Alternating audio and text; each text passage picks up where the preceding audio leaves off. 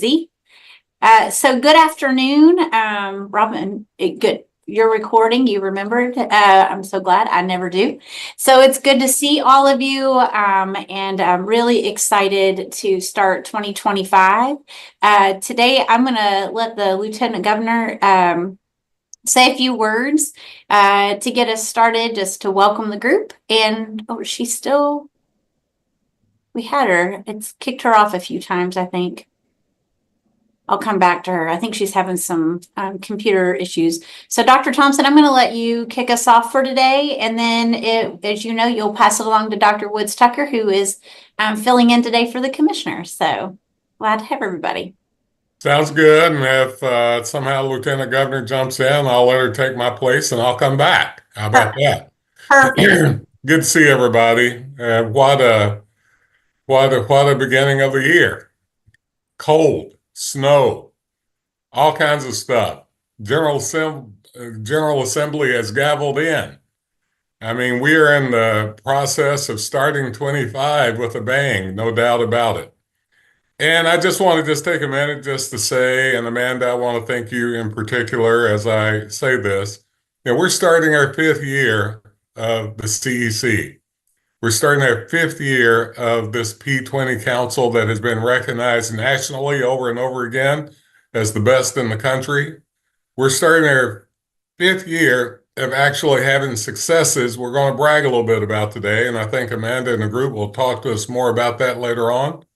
But more than anything else, I think of this as a community that's coming together to look at what's good for the students in Kentucky. And I'm proud to be a part of this group doing that. A couple other items I will say that I really like about this group. We were very focused on where we needed to go when we started this. And that focus was to develop and execute a specific plan to activate the biggest levers for increasing successful student transitions into post-secondary. Some of the things we already know about, obviously, for the last 10 years or for 10 years straight, we were going down by 2 percentage points as much each year in our college going rate. And that was not boding well for Kentucky. And whether or not this CEC has any direct causation, we're going to take some correlation by saying this past year we ticked up 2 points. So we're hopefully turning the corner and going in the direction we need to. We just got some news for post-secondary that says that we're number 2 in the country in college completions, and a lot more. I mean, looks like our enrollment's going to be up once again at record levels by comparison to other places in the country. So much of this, I have to tell you, is exactly what it means to bring communities together to focus on those things that we need to focus on. A couple of points I will make before I turn it over to Dr. Woods Tucker that I think it's important to talk about is that although we made a lot of gains and we have a lot of champions such as yourselves here, and we have the right people around the table, people that care about post-secondary, people that care about K-12, but people that care about students. We have policymakers. We have the people that can do more than just talk. And so the idea of us being focused and putting together recommendations that we're going to be talking about later on from these work groups are items that I hope that you all have had experiences coming to fruition. Once again, we've been recognized as not just been a P20 council that talks, but a P20 council that does. And so that, once again, Amanda, I want to thank you and your team for the kind of work you've been able to pull together. The dashboard we'll talk about, as well know, futurity, all these key pieces that other states really don't have yet, we are wanting to take advantage more. So to my understanding that the commissioner couldn't be with us today, but we have Dr. Thomas Wood Tucker, and we appreciate you being here, sir. And I got a few more things to say, Amanda, but if I have time, I'll say it later on. But to get us started, I'm going to ask you, Dr. Woods Tucker, to jump in and give us some welcome. Thank you, sir. Thank you, Dr. Thompson. It's always a pleasure to be with you and to be with the great people here at this meeting. I've been requested to share a few updates from KDE, and I'm also happy to share that Dr. Brewer, Meredith Brewer, the Associate Commissioner of Education, Licensure, and Effectiveness, will be sharing her initiatives, some things that are happening in her office to increase the recruitment and retention of educators. And by the way, Dr. Brewer is a little under the weather, but she's soldiering on. And so we're very happy to have her here to give an update. So I'll go ahead now and give a few updates on behalf of the commissioner and our colleagues at the Kentucky Department of Education. First thing is that the Kentucky Department of Education is conducting education cooperative visits to offer district training on the Support Education Excellence in Kentucky, that's SEEK, funding program, and to tackle the main challenges associated with SEEK funding. That's a big lift, as you all know, but we're just so happy that our commissioner and folks in the Office of Finance and Operations are willing to go around the Commonwealth, around the state, to help folks better understand SEEK.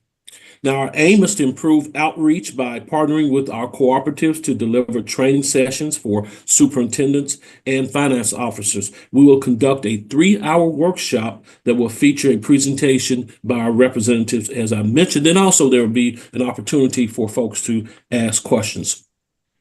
Details, including the full schedule, are available on the Kentucky Department of Education website. Then also, we're going to ask you to join our commissioner. He's busy. He's throughout the Commonwealth now, not only helping out with the SEEK Roadshow, but also with accountability. Commissioner Fletcher and the Kentucky United We Learn Council I want you to join us for a series of community conversations that will help shape the future of education in the Commonwealth, including a review of the current assessment and accountability system framework. We're at framework number 2.0 right now. And so we want to hear from you and get your input. And then you can find that schedule as well on the Kentucky Department of Education's website. Next thing I want to mention is that the 2024 State of Computer Science Education Report shows that Kentucky continues to make progress in bringing computer science opportunities to students and ensuring all students have the chance to participate in these courses. We're hearing a lot about computer science and AI, and we're really proud of the progress that we're making here. The report was released by code.org, the Computer Science Teachers Association, and the Expanding Computing Education Pathway Alliance. And this report offers a deep dive into the state of computer science education nationwide by providing a detailed analysis of policy developments, implementation, and student access at the national and state levels, focusing to ensure equitable access for all students. And as you know, the Commonwealth, the Kentucky Department of Education, pays for all advanced placement computer science tests. So that's something we brag about across the country, Dr. Thompson and other folks. Also, now you're going to hear more about this from Dr. Brewer. I don't want to steal any of her thunder. The Kentucky Department of Education will be hosting educator apprenticeships information sessions, and the apprenticeships in K-12 and early childhood education are a hot topic right now, and you're going to hear from Dr. Brewer in a little bit to tell you more about what's happening there to increase retention and retainment of our wonderful educators. A couple other announcements, and I'll be very brief with those. Boone County's Jenna Stewart received a $25,000 Millikan Family Foundation National Educator Award. Jenna Stewart is a 5th grade mathematics teacher at Long Branch Elementary School in Boone County. So if you are from Boone County or a graduate of Boone County, just raise it up for her. Congratulations to Ms. Stewart.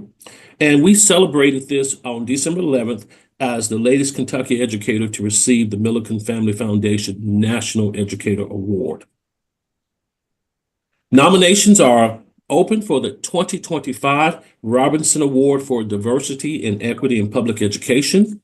The Kentucky Board of Education is accepting nominations for the 2025 Robinson Award, and the criteria for the award includes, but is not limited to, 2 important things. 1, successful efforts in closing socioeconomic and or racial ethnic gaps, and significantly improving student learning, student achievement, or other measured outcomes among students of color or economically disadvantaged students. Very important award, and we certainly look forward to every year honoring the Robinson Award winner. And last but not least, definitely from my heart, from the Office of Teaching and Learning, there are competitive grants from KDE. We have the Kentucky AED grant. That application will be due February 28th at 4 p.m. That award amount is $2,000. And then also, again, this is for the automated external defibrillators, AED grant. So if your school is looking to expand those, please apply for that grant. Then also again, from my heart, the FY25 Kentucky Numeracy Counts grants. That application is due March 6th at 4 p.m. The award amount is $70,000 per district. There are no matching funds. Again, please go to the Kentucky Department of Education for additional information regarding those announcements. Now, at this time, it is my pleasure to turn it back over to Amanda to get us started. Thank you, Dr. Woods-Tucker. It's nice to have you. And thank you, Dr. Thompson. And Lieutenant Governor, I saw you were able to pop in. I know you were all in between a lot of meetings. So I'm going to turn to you to just do a brief welcome and address the group, and we will move right along with our agenda.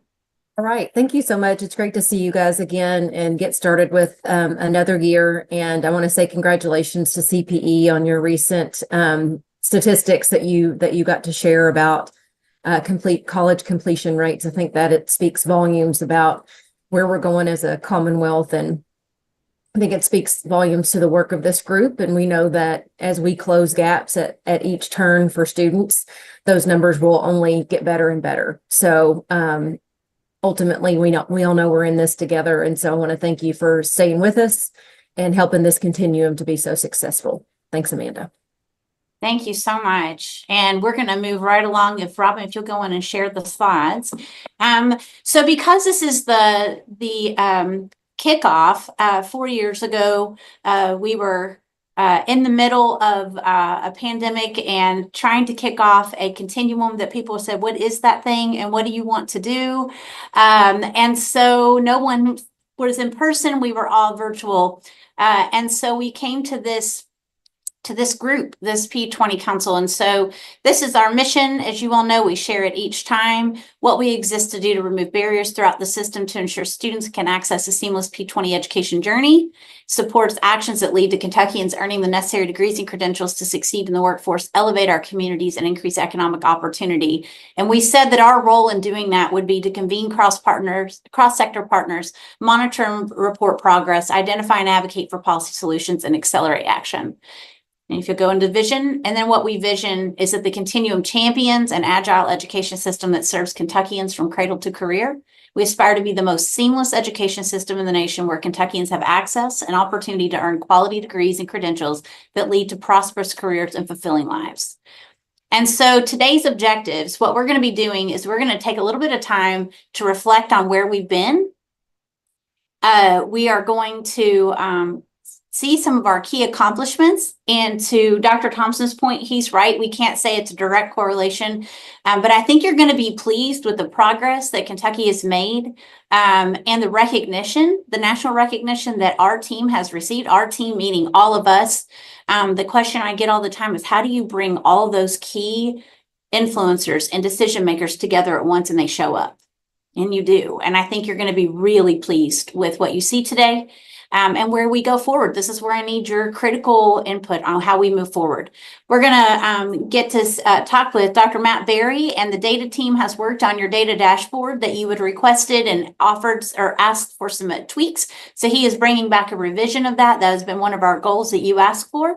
And then we're going to discuss the priorities of 2025. And two of the things you specifically highlighted in our last meeting in November is that you wanted more information on Futurity, because that was just a little hint of what it's going to look like. It is at officially.org. And we will share that. Jessica and I will share that together and give you updates of where we are. You'll be able to navigate, and she's going to demonstrate a couple of the areas.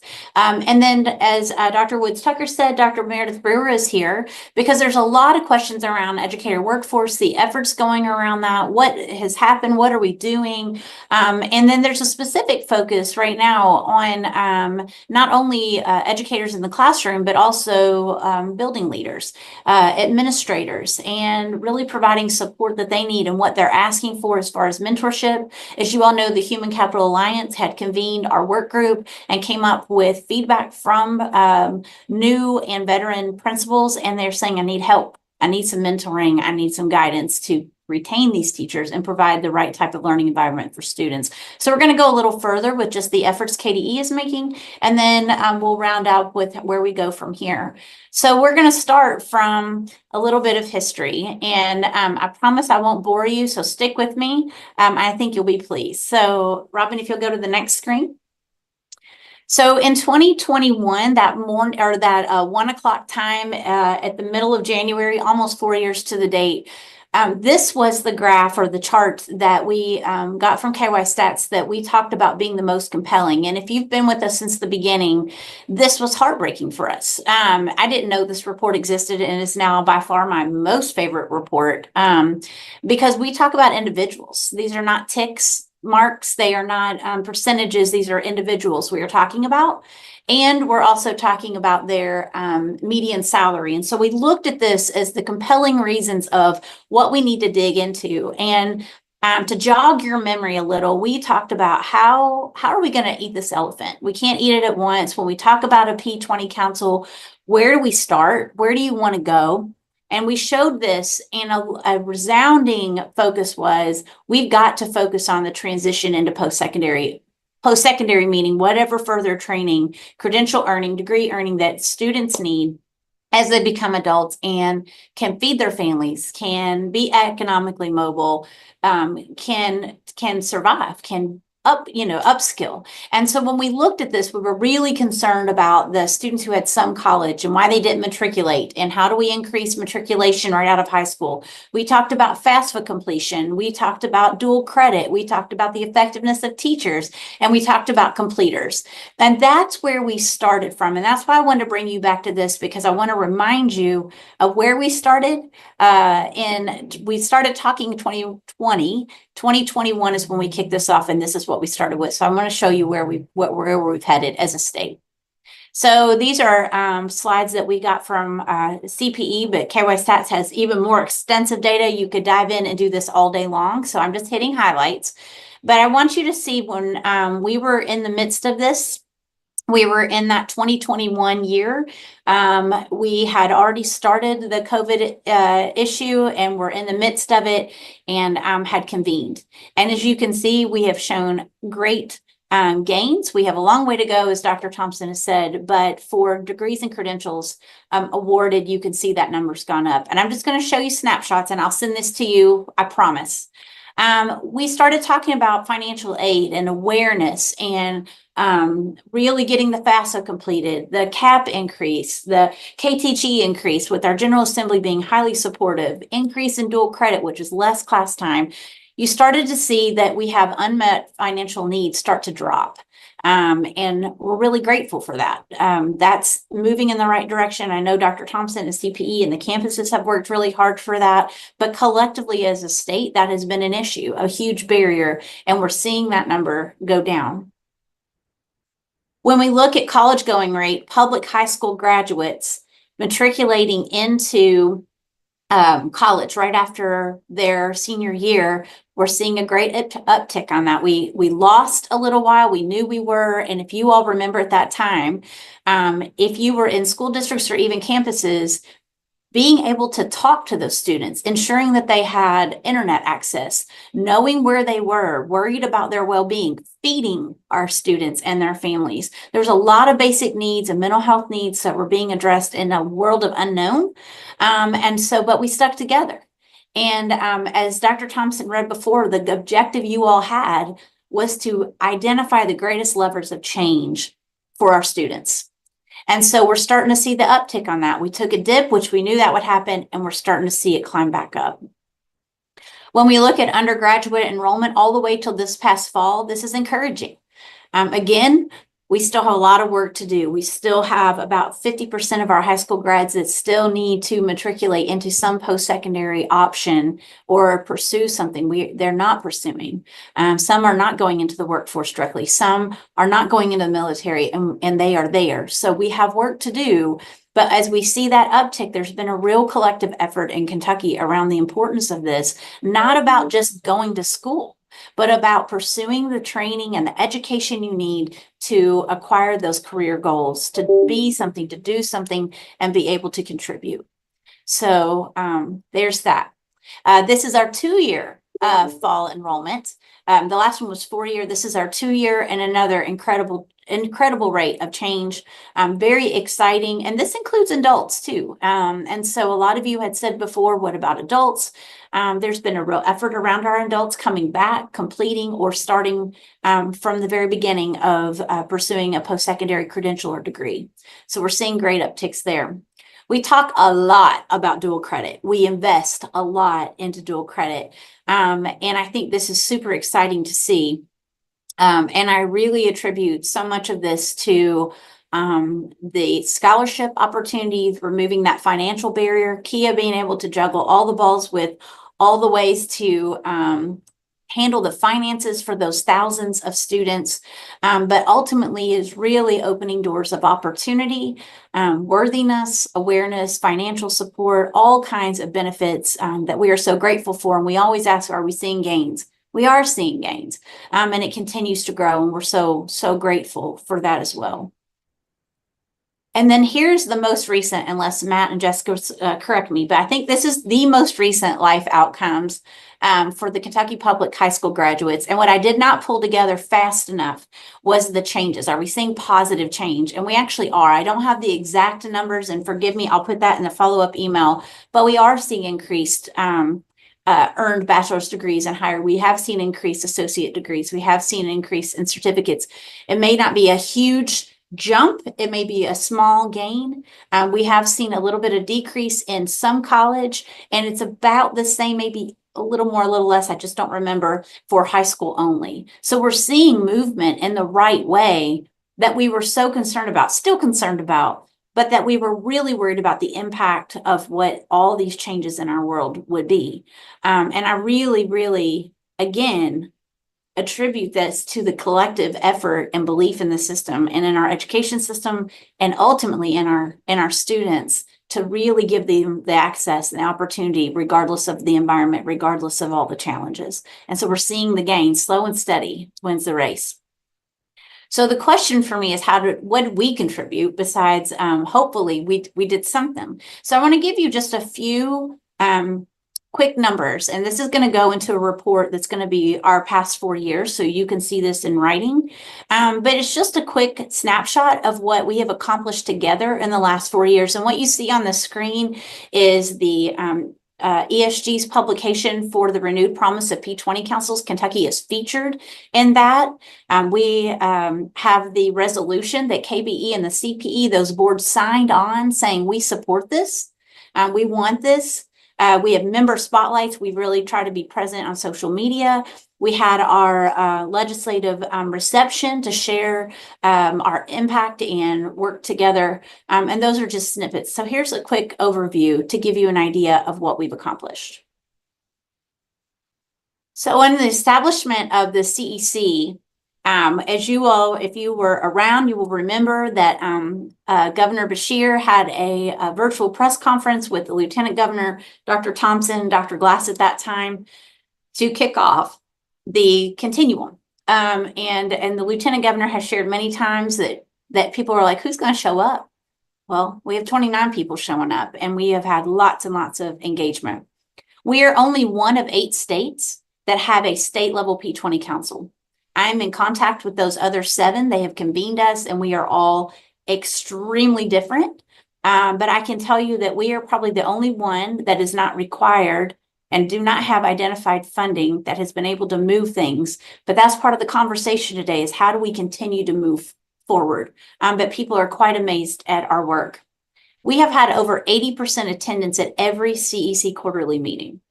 And if you don't think that's a huge feat, it is massive. And especially with how busy you all are and how committed. So thank you. We've been nationally recognized as a model of state collaboration. We've spoken to many, many groups. And the question is, how do you get these folks together, and how do you get them at the table together? I never see these people at the table together in my state. And I think that's part of the secret sauce of Kentucky. We're very collaborative. We also have posted over 450 posts on the Continuum, trying to elevate each other's work, not just about the CEC, but what you all do. We have convened over 1,700 stakeholders for focus groups, interviews, work group membership, feedback on our initiatives, being on design teams. We have really tried to be intentional on engagement of different stakeholders from different parts of the state, different expertise to really engage in our work. We've convened 11 focus groups and 1 ad hoc data work group in 4 years. No wonder we're a little tired, and I color my hair often. 19 of our 28 members participated in an internal evaluation for us to identify ways that we can continuously improve, and we have acted on a lot of those recommendations. We have a data dashboard that Matt is going to share with you soon based on your feedback, so we can start looking at our metrics. And we have created collectively together our mission and vision statements, so we're really proud of. We did not write those, and neither did anyone else. You guys did that. The work groups that you see here, there are 4 years worth that you can see what we focused on. You all selected those. We started with quantitative data, and then you all would say, why? Why is it like that? Where are the gaps? How can we do better? And we have functioned as a work group to go out and interview stakeholders, parents, students, advisors, teachers, administrators, faculty, on campuses, admissions folks, deans, presidents, to get feedback. And so we had help with ESG early on. And these were just a few examples that we pulled from earlier tracks, but we have consistently stuck with this, which is why I think that our recommendations and things really come from the voices of Kentuckians. And your norm that you asked us to stick with from day one was, do not assume one idea fits the needs of all Kentuckians. We are very different. We have different access points. We have different opportunities. So please ask us. Recognize that we are regionally very diverse and have different needs, wants, and access points. So some key accomplishments that came out of those stakeholder feedback and the recommendations that you all have proposed, the Kentucky Advising Academy. So we have engaged in the last 2.5 years, over 80% of our school districts. And the purpose of the KAA is because you all said, we've got to have more advising. Students are not getting what they need. They don't get it. Especially at that time, they don't know where they are, and we need it. So we did not have the funds to fund more advisors, obviously. But what we did do is we took federal money, and we'll show you the money a little bit later, and we were able to implement KAA, which serves the adults who are in the building. So family resource centers, coordinators, counselors, advisors, career coaches, teachers, administrators, all kinds of folks, including post-secondary, recruitment, enrollment folks, advisors, those who work directly, dual credit coordinators who work with the schools to make this available. There's a co-creation of a Kentucky post-secondary advising framework. We're only about 1 of 5 in the nation that have that. It was co-created by our school districts, post-secondary institutions, state agencies, a great collaboration, a great tool. We have timely post-secondary webinars that are focused on advising. We've had over 400 views on those. Those are relatively new. 16 Kentucky post-secondary institutions, public and private, schools, 6 school districts at this point to help lead and share their lived experiences. The online toolkit, advising online toolkit, has been accessed nearly 10,000 times. When I looked at it most recently, it was about 9,500.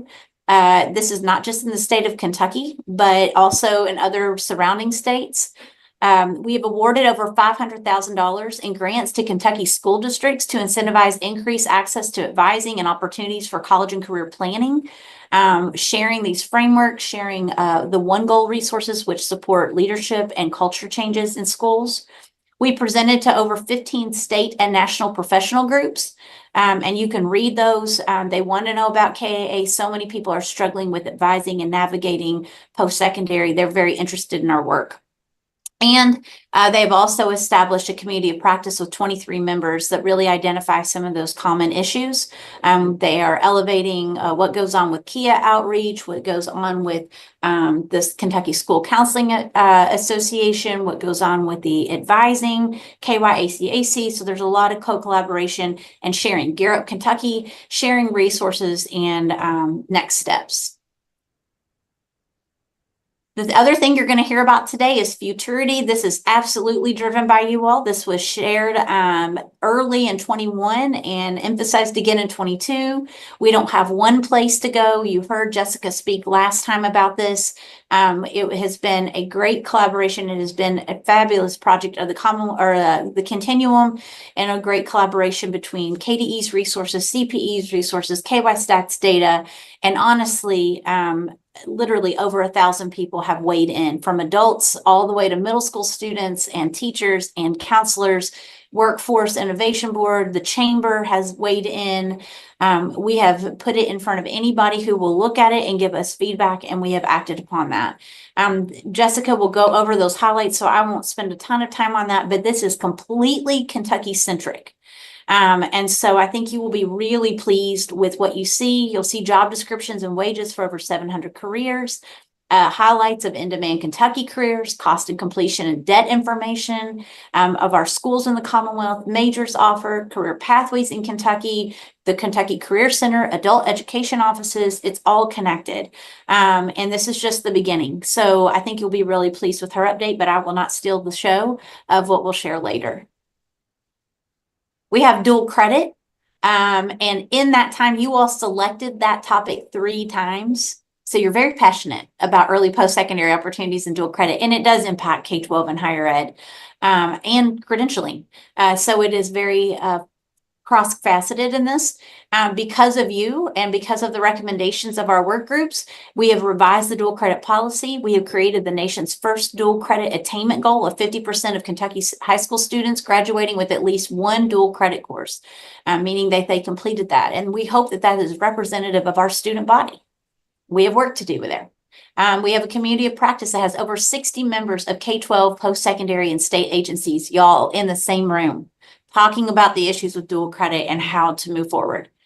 The enrollment has increased by 65.7% since 2017. You saw that in the graph, to nearly 50,000 students. That is CTE and Gen Ed courses. Amazing. And that is huge in part due to the financial commitment of our General Assembly. I have no doubt in my mind, and I'm so appreciative. The co-created early post-secondary opportunities toolkit. We have over 330 active users who use that to implement dual credit, use it for communications to improve the process and the experience for students. We've awarded more than $86,000 for 33 dual credit bridge program. That is connecting that was post-secondary institutions reaching out to their partner high schools to bring students to the campus, to integrate them into what it really means to be a college student, the excitement of that, giving them a true experience and onboarding to improve the advising piece and the intentionality of it. As I said, the General Assembly not only gave more money, but they expanded in their budget language 2 to 4 general education classes that would be covered by the dual credit scholarship, and 10 CTE classes. And again, KIA has handled that with such finesse and had rolled with these changes and have done a phenomenal job. We are so grateful. And Joe Carroll, actually, we took this from your presentation that you would share before. They had dispersed $12.3 million for general ed and $8.12 million for work ready dual credit scholarships. So you can see the appropriation is over 13 million in lottery funds. That's a huge commitment to our education and these opportunities that we know make an impact. And then the professional development, we have been able to share the work, especially the attainment goal and the work we've done with over, again, 1,000 people from Hawaii. Truly, we did not get to go. I wish it was virtual, but KYACAC, Principals Advisory Council, anybody we can get in front of to really educate and enhance these opportunities. And then we have the FAFSA completion, and this is only a snippet, and this was already well underway. But any way that we could help support and elevate this opportunity, we absolutely wanted to support Kia in this because it is a statewide initiative that needs to be supported statewide. And so they heard the recommendation around pulling together a statewide partnership team focused on expansion, and they did that, and we are so grateful. They shared their web-based resources, their face-to-face support, their training opportunities have been open. Our KAA and Kia Outreach have worked together. They've shared materials. They attend each other's training sessions. Gear Up Kentucky and Kia collaborated on a television commercial. It's been aired over 137,000 times, and it is continuing to be aired, and it's all about FAFSA. And so we use Representative Tipton's post, his Facebook post. This is all it takes. It literally takes all of us just helping to push this message, to encourage people not to give up, don't feel intimidated, the importance of this and what money is available to Kentuckians. So we wanted to elevate that because that's what it takes, is all of us communicating and supporting each other. And then our summer bridge, we had funding, ESSER funding to do that. And again, we had evaluations done. That's how we know about the persistence rate. But I want you to note, and if there's anything we could ever get funding for that we know makes a difference, it is summer bridge. All day, every day. We had over 1,200 students participate. That's just in the first 2 years. That does not count last year and 23, or even the little bit we had in 24. So this is only the first 2 years. So it's not even the full participation. What we know is over half had higher fall-to-fall persistence rates. KCTCS, 12 of their 17 programs had higher fall-to-fall persistence, higher persistence rate for academically underprepared, low-income students, underrepresented minority students. We had achieved over 85% persistence for summer bridge participation during at least 1 year. And I love this last one, is it helps bring in an additional $315,000 in tuition dollars in students' second year alone. The return on investment is likely to even greater as students continue to persist and earn their degrees. This was public and private 2-year and 4-year institutions who benefited from these summer bridge programs. I cannot tell you the impact and the stories that we heard would change your life, and it's changed theirs. And so some of our schools have been able to continue those, and I cannot tell you how many emails actually this week I have received asking if we have any more funds just to even help support training their near peers, which means their student peer mentors. They are looking for anything to get help because they believe in this program. They see their most vulnerable populations that tend not to stick with it or show up are thriving because they had a little bit of a leg up to get acclimated, to figure out how to belong, to be prepared as they start their classes and feel like that they are worthy to be on that campus. And I'm very grateful for that. And then we have the educator workforce. And so I will not steal anything. We try to go really brief on this, Meredith, so we're not stealing your thunder. This group has been very laser-like focused also on the need for a strong educator workforce, not only in recruitment, but retention. That is not just teachers, but also our leaders. There's been a real concern of our leaders knowing how to support them and how they can create an environment to recruit and retain their teachers and provide the best learning environment. One of the things we're really proud of is, this seems really simple, but I'm so grateful for Corinne being on the EPSB, for Justin Mitchell being on the EPSB, obviously being our chair, that this was a recommendation from 21 when Corinne and Lieutenant Governor led this work group. And it was literally just changing the eligibility of the praxis score from 5 years to 10 years. That opened the door for so many potential teachers who wanted to come back into the field, or they just hadn't started right away, or maybe they had children or whatever. Some of them were writing waivers. And if you didn't know how to write a waiver, you didn't get to do it. And so they said, I'm not taking praxis again. And so just by changing that by 5 years, that opened the door for so many more people who were already certified. and pass the test. Sounds like a small thing, but it was a big thing for many people. And I'm grateful for EPSB changing that. They were very adamant about making that change right away. The University of Louisville offers an incredible C4 summer bridge program. They are maintaining that. And it is for the specific recruitment supporting of aspiring educators. They had a 97% retention rate.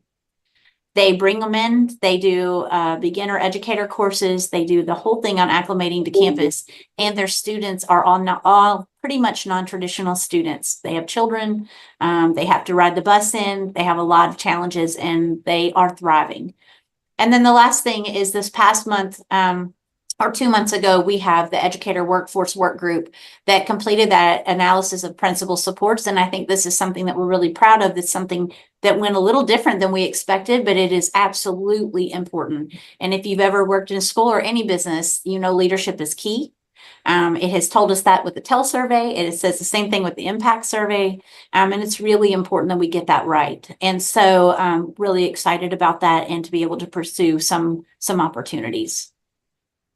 So with that, I will, we're not done. I'm sorry, almost. The coordination, and just if anybody's wondering, especially if some of you who are new, it is coordinated by Robin and I at CPE. It is not only a CPE initiative, it is collective, but Dr. Thompson has invested time and money and people into this for that collaboration and the commitment that I'm very grateful for, that we get the opportunity to do it. If you're wondering where the money came from, we've listed it. I didn't go into all the numbers, and I'm happy to do so because all that clearly is very public.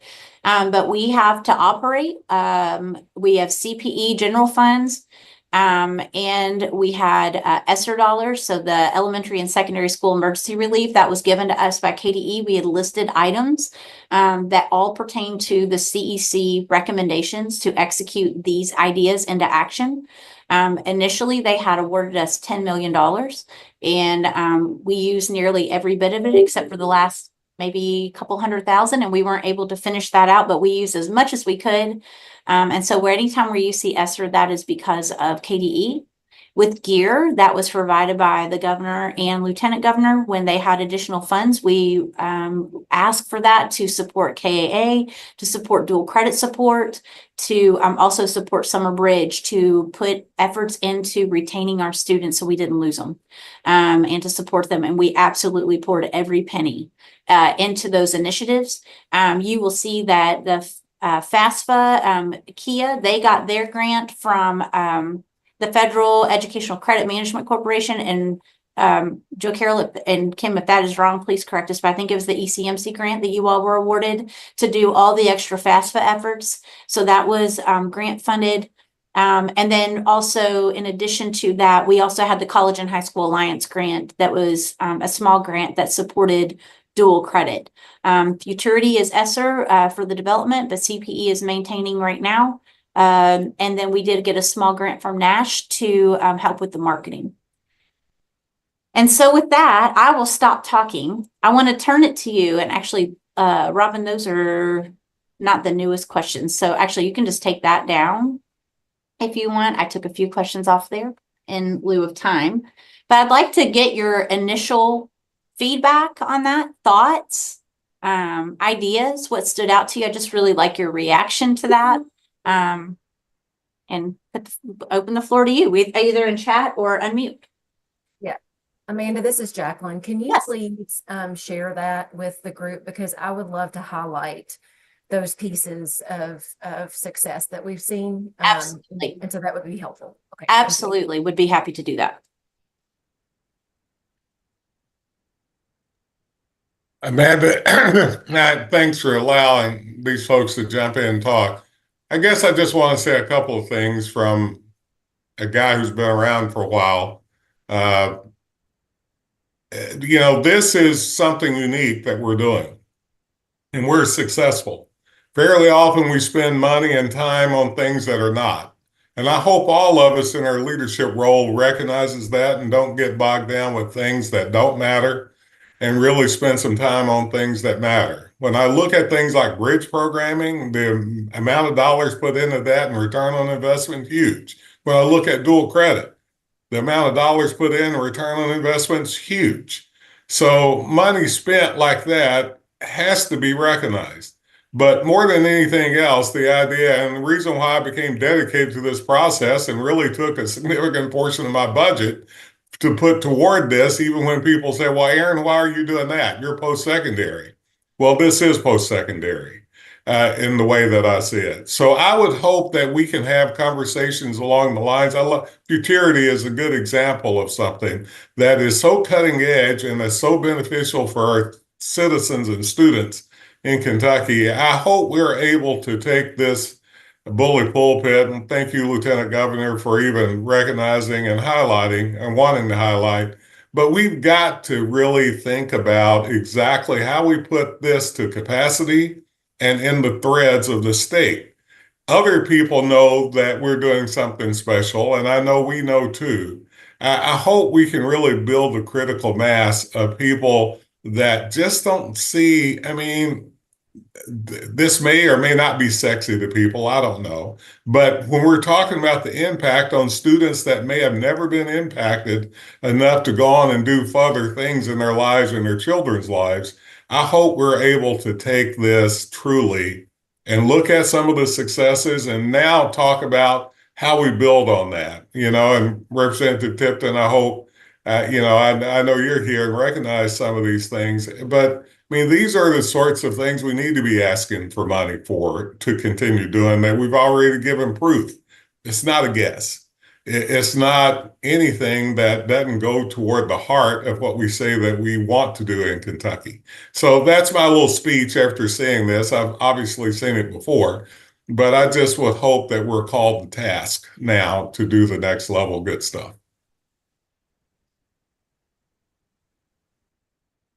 Yeah, you actually kind of posed the question I was hoping is really talking about the sustainability and capacity of where we would like to go. And I can absolutely provide those specific numbers.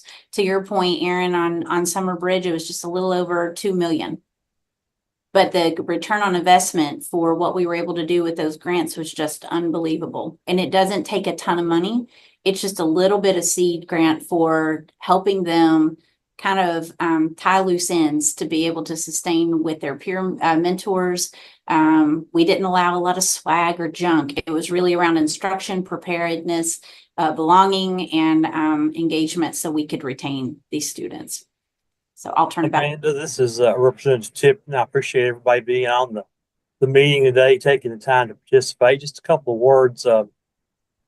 I think it's important to acknowledge the successes that we've had, but we can't rest on our laurels. We have to stay the course because we're not there yet. We still have challenges. We have new challenges that are going to be coming on. I think Joe Carroll and Kim from Kia had conversations with them. We've been. You may not realize this, but the lottery funds did not fully pay for all the scholarships and grants in the last budget. We had to backfill that with about $18-20 million of general fund dollars. And there's concerns because of change in Pell eligibility that we could see a much larger deficit there. So that's a question we're going to have to address and be aware of is how do we structure these scholarship and grant programs for our students? How can we best invest the dollars? Where can we get the best return for our investment to help them succeed? But, I'm sure everybody saw the lawsuit that was filed yesterday by the Student Voice team.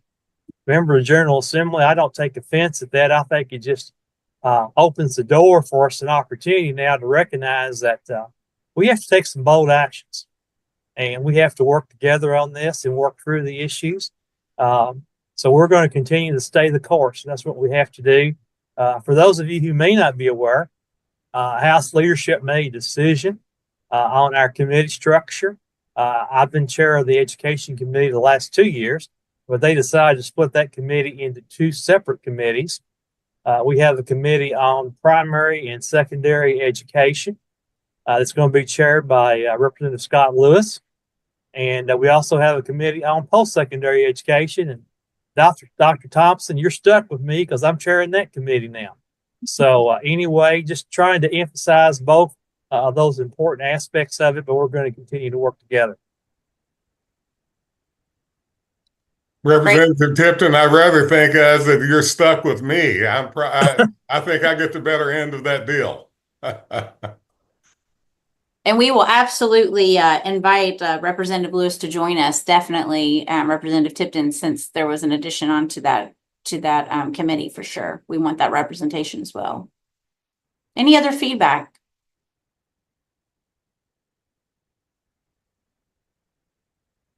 Well, I want you to ponder on that a little bit. And I think Representative Tipton, your point is well taken. We have not arrived, but we have made gains, but onward and upward for sure. And yeah, we know the challenges are still ahead. So what I want to do now, just to keep us on time and keep us moving along, is we're going to turn it over to Matt Berry, and he's going to give us an update. And Matt, you do have co-host rights to be able to share your screen. Oh, good. Okay. Thanks. Uh-huh.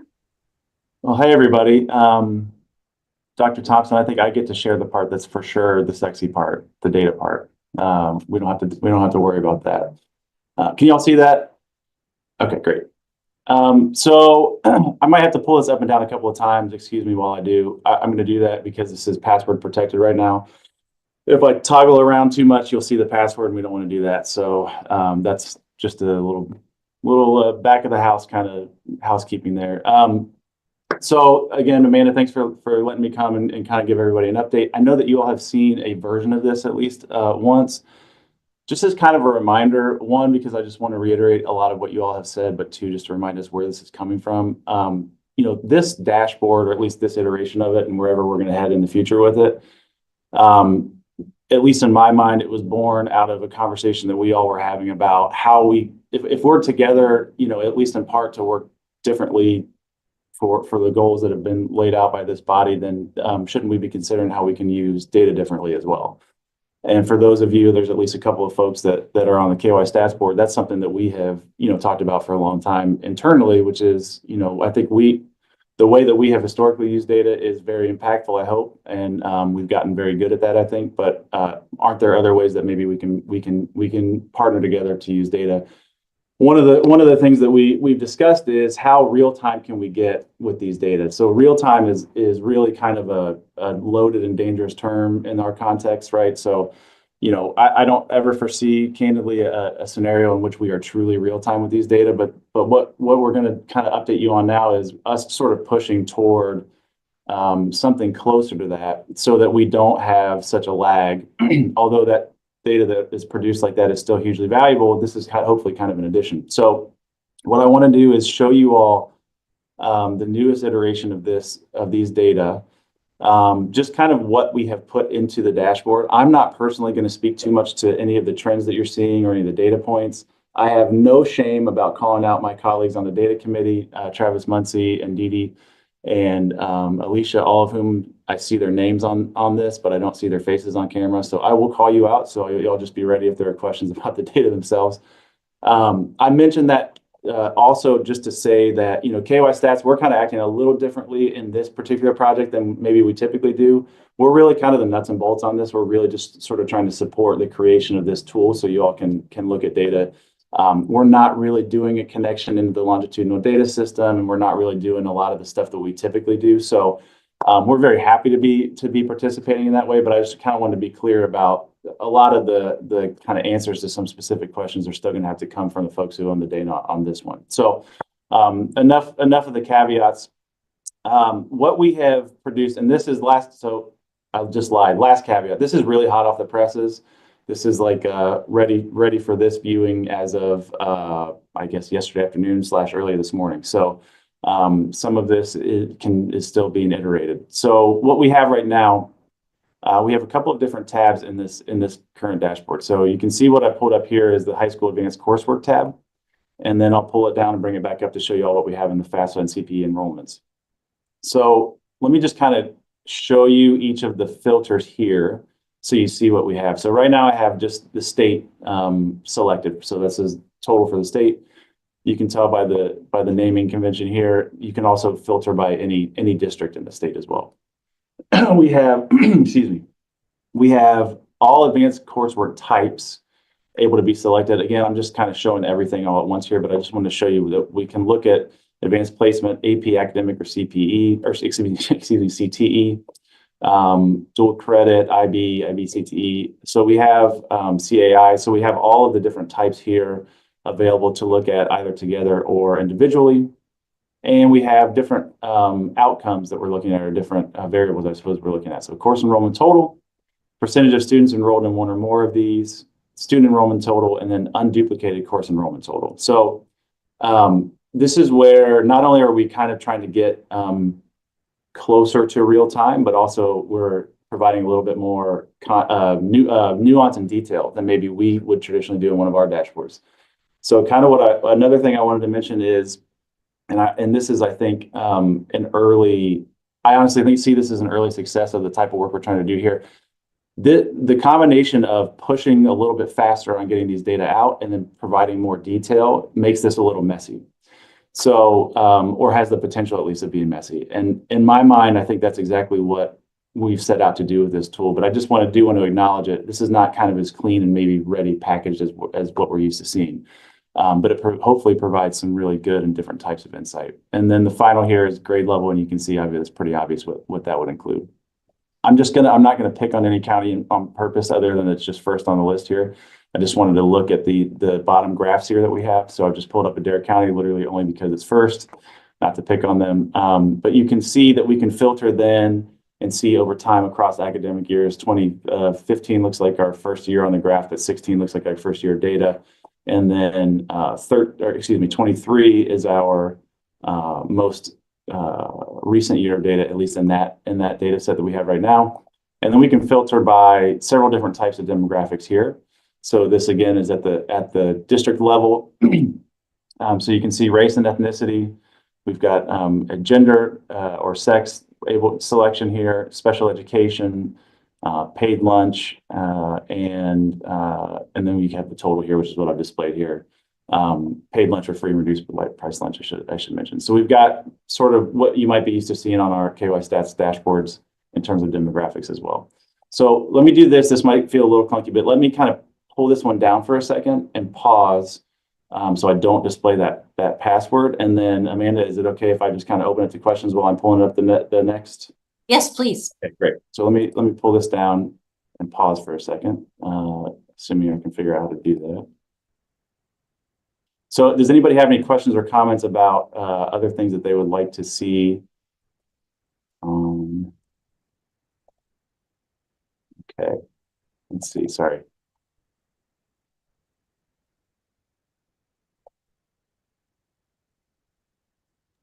So Matt, just to reiterate, just when it hits January, the reason that the numbers are all down is because a lot of kids probably aren't enrolled and it's not up to date on like for second semester for courses. Is that right? I think that's what we talked about before. I mean, I would say I would agree with that, but I'd also would ask the other folks on the data committee if they would agree with that or not. This is Dee Dee from KDE, and I would agree. It's not all districts have all their second semester dual credit enrollments in the system yet. So you're seeing some, and I think if you see those numbers in February, they'll look very different. Dee Dee, anything to do with things like, I'm just spitballing here, anything maybe in home schooling? I know we count that somehow. Anything to do with anything pipeline related, do you think? Not that's coming to mind, Dr. Thompson. I don't think so. I think it's more along the lines of just how this data gets put in Infinite Campus, and districts have some differences in how and when they put the data in, and I think we see some anomalies in the data because of that. So when is the best month to look at this then? By February, all the students should be that are going to be enrolled dual credit are enrolled. That's why I said next month the numbers will look better than they do now. I think you're seeing a lot of districts that go ahead and have all those students enrolled. They're in there. Others, have chosen not to do that for whatever reason. They're waiting to make sure they were successful the first semester or something in that case before they actually enter that information into Infinite Campus.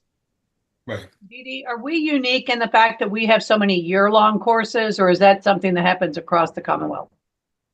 I'm not 100% sure, Jenny, on that. I think that there's a lot of colleges that do have semester-long courses. And that's where you're seeing the differences, is that second semester course hasn't been entered.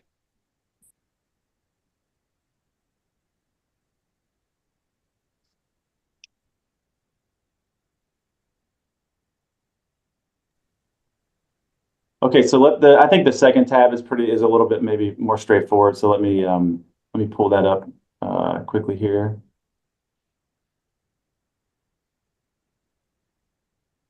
Okay. So we have FAFSA and CPE enrollments. I will say that the enrollments just in the files that we have right now have not been updated. That should be done pretty soon. So just to let you all know that has not, like, the actual data have not changed, just in case that sticks out to you. But just in terms of structure and format, obviously we're open to any questions and comments. So the top portion here at the top table is our FAFSA as of December 31st, 2024. We're using the National FAFSA Tracker, so we can actually update that one relatively quickly. Right now we have annual counts. I don't know if there's an appetite. I'm just throwing this out there. I'm not saying we should, but I don't know if there's an appetite to have more granular look at that, whether it be monthly or et cetera. So that's something we could look into if there is. And then just as a reminder, again, the data have not changed since the last time, at least not yet, since the last time y'all saw this. But fall enrollments, so we have 23. Again, just to show you some of the drop downs: age range, gender, race, ethnicity, and then the total, which is what's being shown here. And then we would select whatever we would want to. So for example, for race and ethnicity, we have all of our options there. So you can get, again, relatively granular. We have these by institution, sector, 2-year public, 4-year public, and IQ. Right now, you can see, depending on the selection, you get a lot of redaction, unfortunately. So this is, let me just kind of look at the total so we don't have any of that, so you'll get a better sense. So now that's just looking at everybody, so you see less of that redaction, obviously. So again, this one's a little bit more straightforward. I'm going to go ahead and pause again and see if there are any questions or comments about that. And actually, before I open that up, again, from the KY staff perspective, we're just kind of doing the behind the curtain lifting on this stuff. And we are very happy to be doing that. And so we're open to more data, more types of data, a higher level of frequency. I'm saying that because none of my staff can hear me outside of my office, so they can't throw things at me right now, at least. But so any of this feedback, I think, can add to this or make it better. And the idea being exactly the brief conversation we just had there, which is, what can this do for us? So I'll go ahead and pause there and see if anybody has any comments or questions or suggestions. Well, Matt, since you're talking about data, I'm going to say something.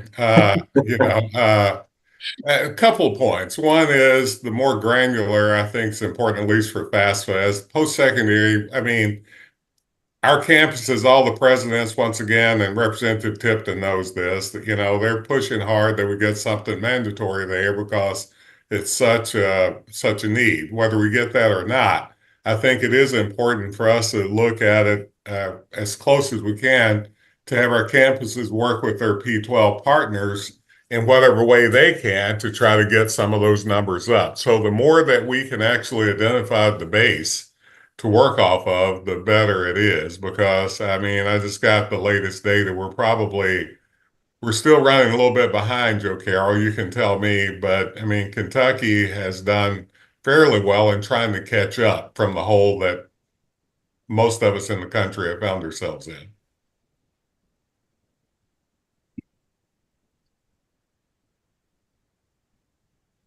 Yes, Dr. Thompson. I mean, I think that we're slowly but surely and have made better strides than in some other states. But yes, there's still some work to do. And we look at FAFSA data weekly here in the office based on what's filed, and we get that data to process state grant applications. So we have a pretty good handle on where things are. And Matt, I'd love to be able to just push some of those out very forcefully to the campuses. Not like they can't get on and get it themselves. I get that. but I'd rather be proactive, if you will.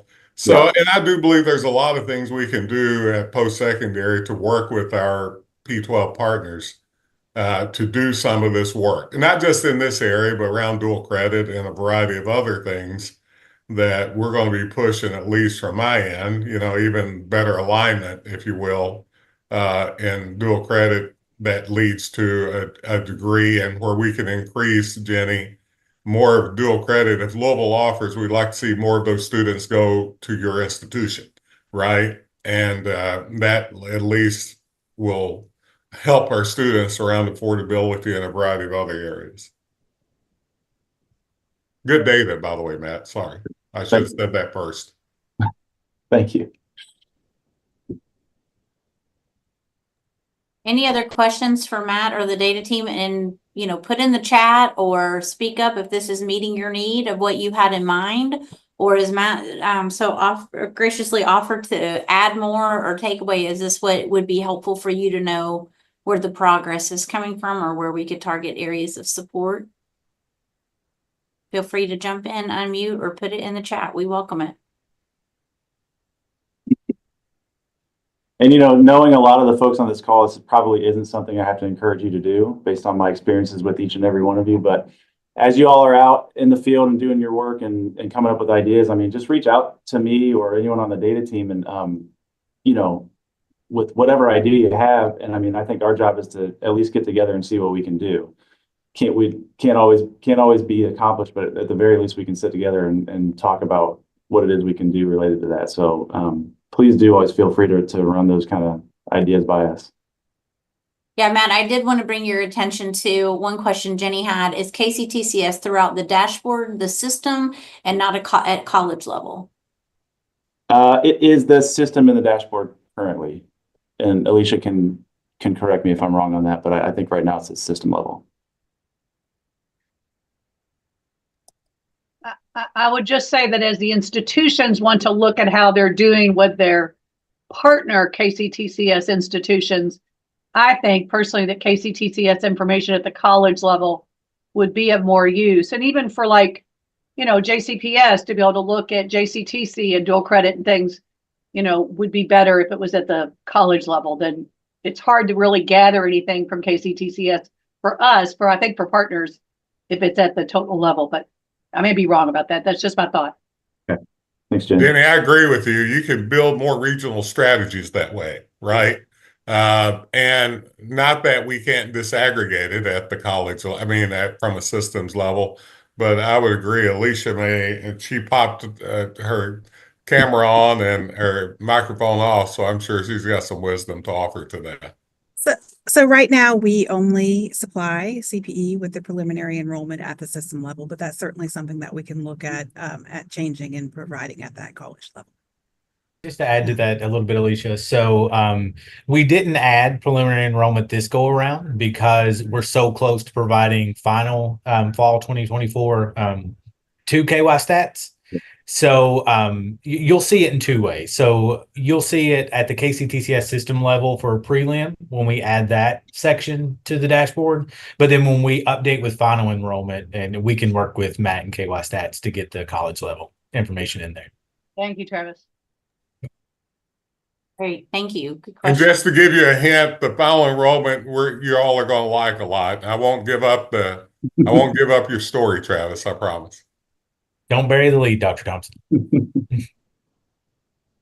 Thank you so much, Matt and data team. Really appreciate you guys. And if no one else has any questions or comments, we will move right along to Dr. Brewer.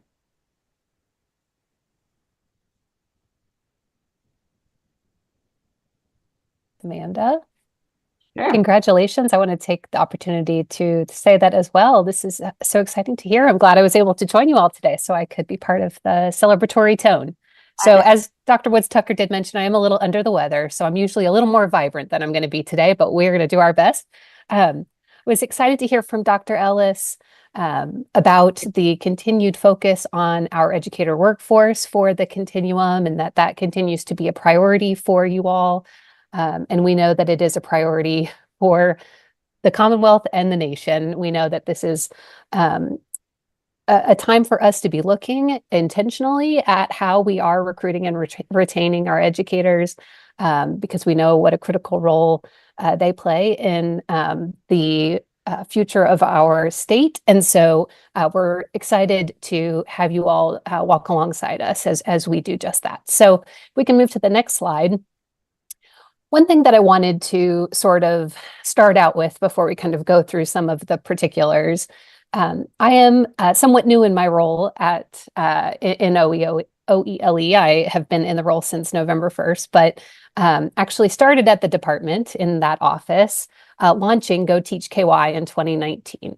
And I want to, if there's any message that I leave you with today, it is that we are really looking very strategically at all of the different components that play into successful recruitment and retention. So there is a strategic vision to the efforts underway by the Go Teach team and all of us at the department. But we know that it is certainly something that we need all of us to be dedicated to investing our time, effort, and energy into, because we know that the problem is one that really does require everyone's attention. So today's slides will actually be grouped by these different sort of categories. We always talk about the teacher pipeline, starting from kind of that early entry, the preparation, induction into the field, and then professional growth, and then on into retirement. So when we were thinking through the different elements of our recruitment and retention work, we wanted to keep that in mind, and also the different points at which we need to provide support. So on the next slide, we're going to start with that early entry.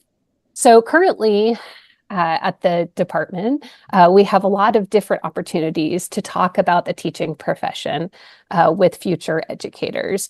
You're probably most familiar with, as Amanda mentioned, with our Grow Your Own opportunities. So in OELE, we support the Teaching and Learning Career Pathway. That is one of our CTE pathways that we have in the state, as well as Educators Rising, which is our career and technical student organization. And so both of those opportunities are a great way for students to learn about the teaching profession. Educators Rising has a competition that has grown exponentially. We've outgrown all of the prior spaces. And so we'll be at Louisville in March at the fairgrounds because we needed such a larger space. So that's very exciting. But the point of both of these programs is to allow students, even as early as middle school, but for our teaching and learning pathway in high school, to learn about teaching and hopefully begin their journey into the profession. I also wanted to mention, and I know Dr. Woodstucker sort of alluded to, we did recently acquire apprenticeship opportunities in Kentucky around education. So it is officially an approved registered apprenticeship option. And so it's starting to take root and certainly gaining speed in some pockets across the state. But we want to provide additional opportunities for people to learn how through district and post-secondary partnerships they can offer apprenticeships. And so in March, we will be having some in-person sessions to learn more. Those will be March 10th, 11th, and 13th. So if you are interested in attending one of those, we can provide that information about those opportunities. Obviously, the number one priority as we're encouraging early entry is that we want to advocate for the education profession as a first choice career option. So not an option as a backup, but as the first choice for our students as they are considering their future careers. So this is going to be the question that we ask throughout the presentation. How can the Continuum help us support these efforts? So included in here, and I'm assuming, Amanda, the deck will be provided to them. Perfect. So there are active links in the deck. The Go Teach team has developed a guidance document about how districts can build their own local teacher pipeline. And so that document walks through those Grow Your Own programs that I mentioned, how you can start an Ed Rising chapter. And so that's a really important resource. We also have something on the Go Teach website called the School Counselor Toolkit, and it has a variety of resources around earning opportunities, around different professional growth opportunities within the teaching profession, a variety of different resources to sort of help school counselors think about, guidance counselors, how they might help students consider teaching as a career. As we said, having this be a first choice option does mean that for our students to have that presented to them as an option along with other careers that they may want to explore. Another way that you could help us is to volunteer for that Ed Rising conference. We are always looking for judges. We do have some regional events that happen throughout the year, but in March, we'll be having our statewide event. And if you are interested in judging, we would love to have you there. It is, as I said, a really well-attended event, full of excitement. So it is something worth considering. Finally, something that was actually recommended by a former Ed Rising student who is now pursuing her teaching certificate, and a Governor Scholar student as well, that we should advocate for teaching as a potential track within the Governor Scholars Program. It currently is not, but that is something that really would emphasize that our highest flyers should also consider becoming teachers as well. Next slide, please. So the next sort of part of this multifaceted look at the teaching profession is elevating the teaching profession. And so part of what we started with Go Teach was a social media campaign.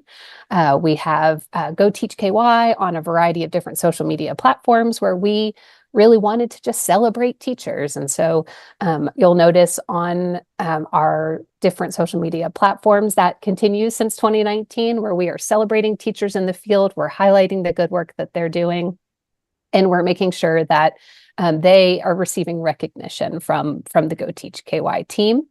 We also launched a podcast, and we also have a video series where we're interviewing teachers, Kentucky teachers, and they talk about why they decided to become a teacher. And so those are posted on the Go Teach website, and those are really inspiring stories that we love to highlight and promote.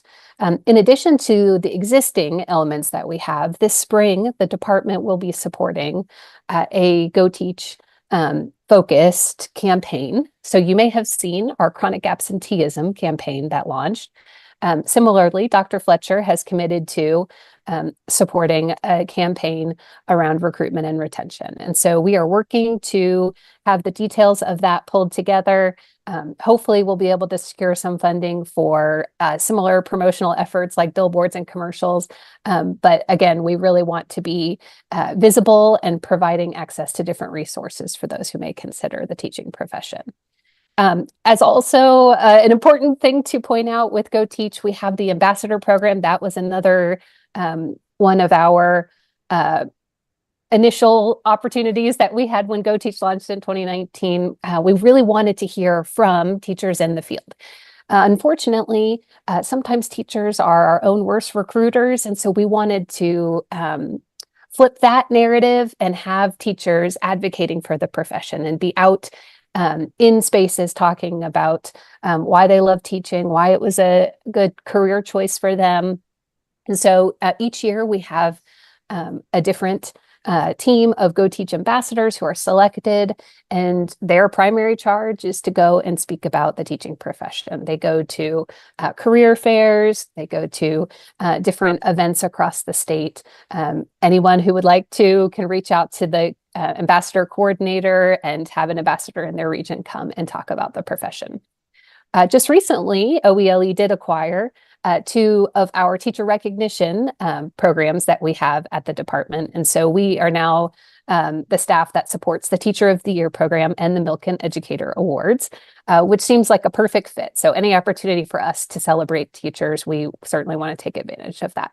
So again, the question is, how can you help us support these efforts? So please follow us on social media. Our handle tends to be Go Teach KY, so you should be able to find us on all the platforms.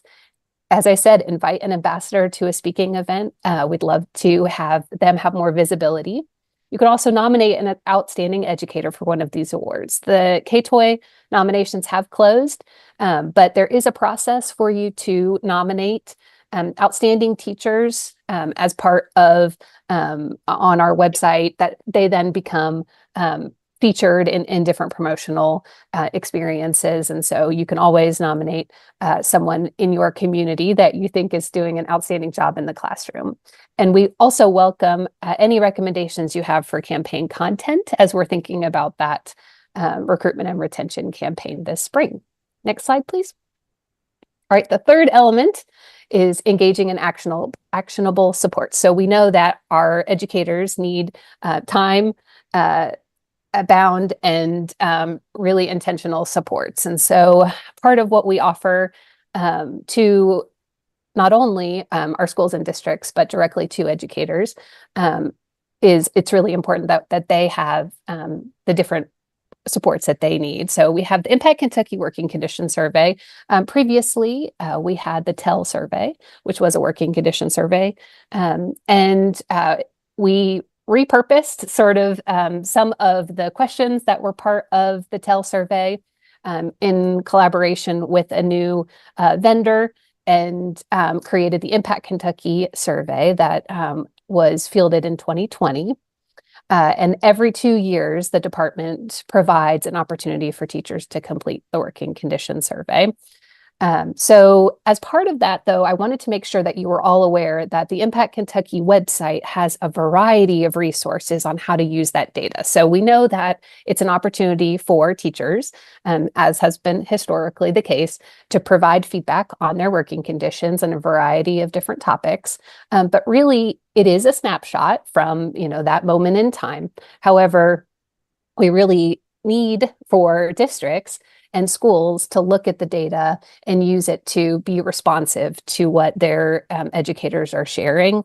It's not something that we're using in an evaluative way at the department level. It really is for schools and districts. It's a service we provide for them to hear from their teachers. So it's easy to maybe look at some of the data and want to scrutinize it because it can sometimes tell a story that is a little uncomfortable, but we know that it is an opportunity for our teachers to speak directly to leaders. And so we want to be responsive to that data. So on the website, there's several different modules and different resources available about how to use the data and how to provide different resources to educators.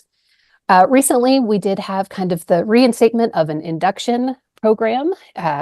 We used to have KTIP, now we have the Kentucky Educator Mentorship Program. Unfortunately, there wasn't any funding secured for the program, but there is now in statute an expectation that districts provide mentorship to teachers. And so we know how important it is to have high quality induction programs for new teachers. Those first 4 to 5 years are critical for the long-term investment of our educators into the profession. And so we know that having them have the appropriate supports is really important. So we know that districts are required to have these programs in place, but without funding, it's hard for them to be at the magnitude and with all of the different elements that we know would make them more successful. So one of the things that we'll be asking for is that you help advocate for funding for the mentorship program in the future. We also have in our office the Principal Partnership Project. And so I know that you guys had a focus on administrators this past year and may have heard directly from some of our Principal Partnership Project team members or those who have some affiliation with P3. But I wanted to make sure you were aware that this group, although small, we have 3 full-time staff members who focus on P3. I wanted to make sure that you were aware of. Oh, we lost the slides.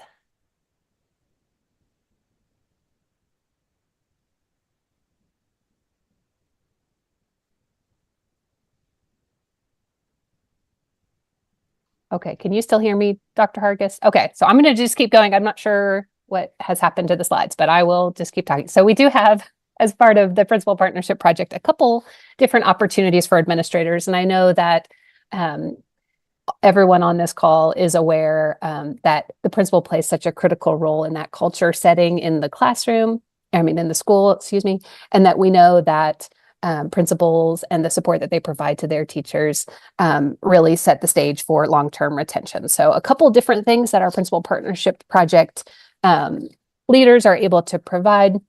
We have a network for principals. So if principals are interested in having a community, the P3 team convenes a network, several different networks of principals and assistant principals. And so we have those opportunities throughout the year. Actually, today is Ed Camp, which is an annual conference that the Principal Partnership Project team puts on. It is a virtual conference where there are a variety of different speakers who come and speak to administrators about a variety of different topics. And so that's a sort of beloved professional learning opportunity that happens every year through P3. We also support the UPPI initiative, which is the University Principal Preparation Initiative, and that is a convening of principal prep faculty, and they come together and talk about principal preparation. And that group is actually going to be doing a deep dive on principal preparation as it currently stands, and maybe some recommended changes to ensure that the preparation that's taking place with our principals is high quality and truly preparing them for that role as leader in a building. And then the P3 team did just recently launch the Principal Wellbeing Project. And that project is supposed to help our principals, who we know have a lot of hats that they wear and a lot of different responsibilities on their plates, and that can wear on their emotional well-being as well. And so we, the Principal Partnership Project team, have asked for people to submit strategy videos around principal well-being, and they're going to be pushing that out to administrators to help them think about how to sort of handle all of the different stressors associated with being a principal. Additionally, we do have cognitive coaching. That is something that one of our P3 leaders is certified to be able to provide. So anyone who wants to go through cognitive coaching, they are able to do so with P3. Amanda, do we know if we're able to get the slide deck back up? Yes, we lost internet in our entire building, so I'm on a hotspot. Oh, okay. So I'm gonna share your screen. I'm really sorry, guys. Okay, let's see if we can. Well, that is exciting. Are you able to see your PowerPoint? I can, yep. Do I need to go back a We slide? do need to go back a slide or two, yep. So we're going to be on engage in actionable supports. So we're 2 more slides back. Let's see if I can get that to go. No, wrong way. Sorry, guys. No, you're fine. Employee or? No, we're at engage actionable supports. There we go. Yep. Okay. Perfect. Okay. All right. And then one thing that we have been exploring, less so for administrators, this would really be for all of our educators, is the exploration of a common application system. So that's something that we have talked about in the past, but we think would be a wonderful service for educators to have a single place that they would go to apply for potential positions. So we would like to see if that's something that we can secure in the future. So how can the Continuum help support these? Obviously, as I've mentioned now several times, help to advocate for funding, for mentorship and induction. We also would love to increase the compensation that cooperating teachers receive. I was really shocked to learn that our cooperating teachers, so those are the teachers that currently support student teachers. So we know that our educator preparation programs place student teachers in classrooms, and that is part of the training that they receive. Our cooperating teachers only receive $5 a day for that support. So they receive about $350 total for all of the work that they do as a cooperating teacher. So we would love to increase that to $1,000 for the year, which really barely scratches the surface for the amount of time it takes for them to provide that support to student teachers. So we would love to have additional funding for that support. And then, as I said, we have a variety of different resources that exist including P3, as well as those professional learning modules on the Impact website. So if you could help push those out, we would appreciate it. Next slide, Amanda. All right, so the next focus area is employing strategies to certification. So we know we want to have more applications for certification, and we want to be able to support those who are interested in teaching and securing that required certificate. So speaking of bearing the lead, I probably should have started with this because this is something that I am the most excited about, but we are currently working on updating the EPSB website. For any of you who have had the chance to visit the EPSB website, you know this is a long time coming. So it is something that has been needed, and it is certainly something we are excited about having accomplished, hopefully by the spring. So April 1st is the deadline we have set for ourselves to align with that campaign.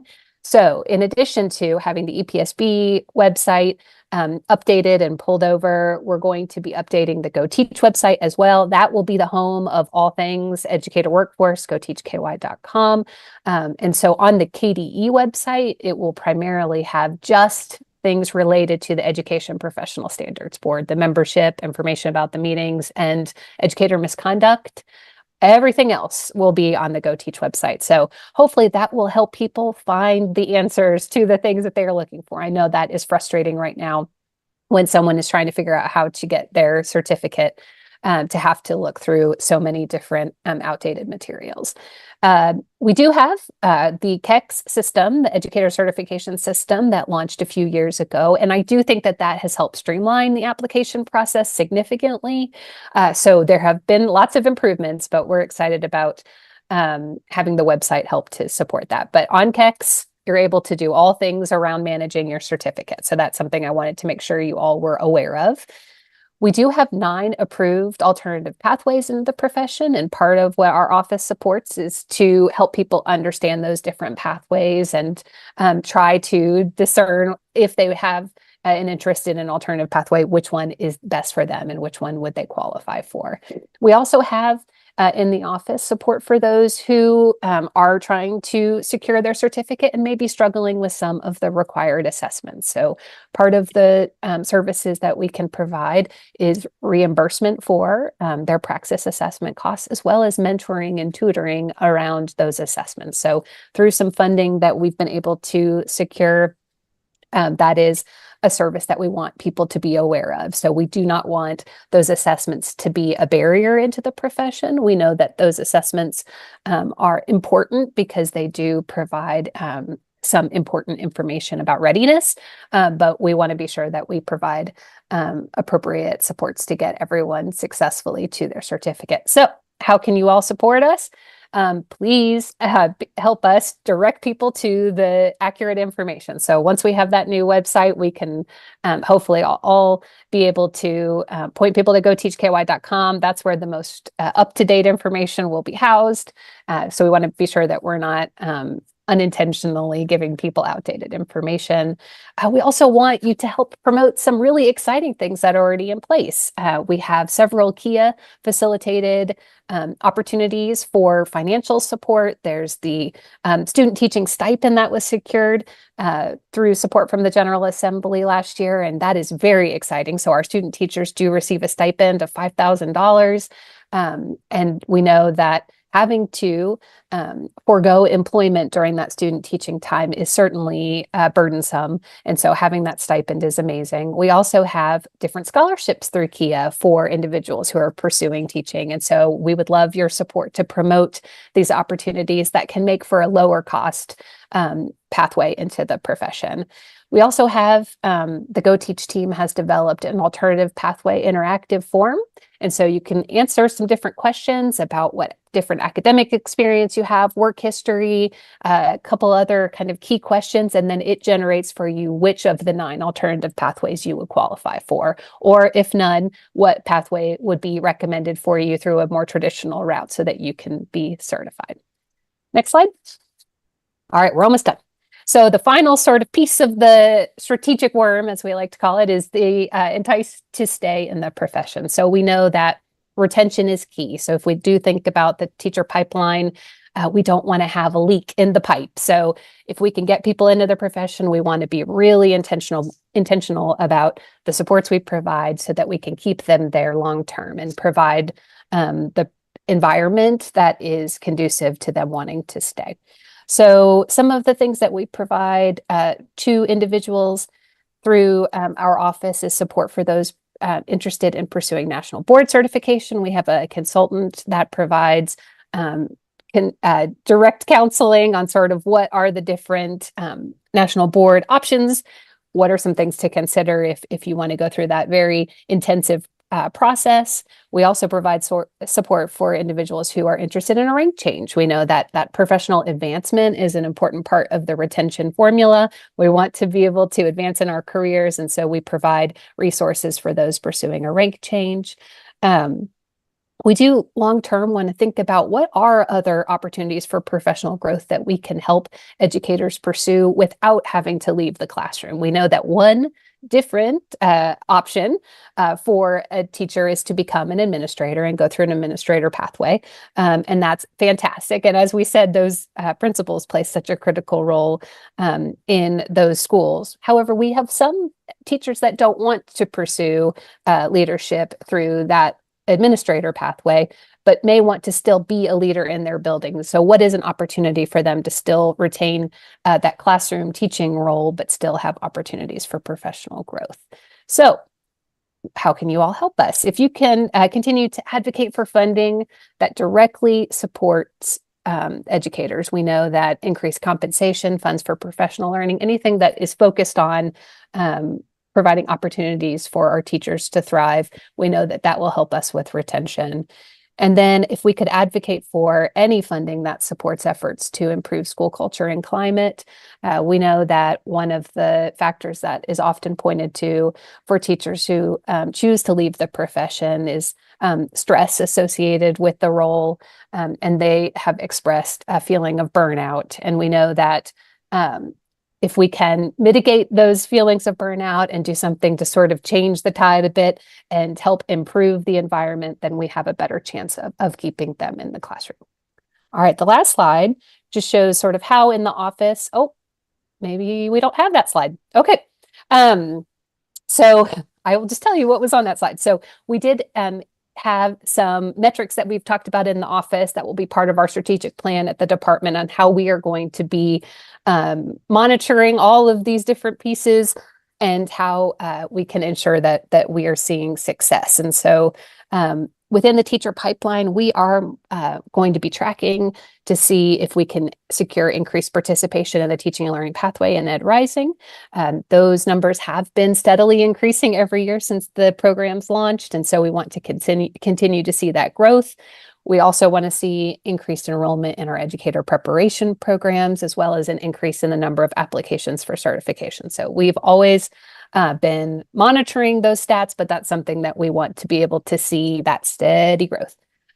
We are also going to be looking at reducing teacher attrition. So on the Kentucky School Report Card page, you are able to see a metric that we call teacher turnover.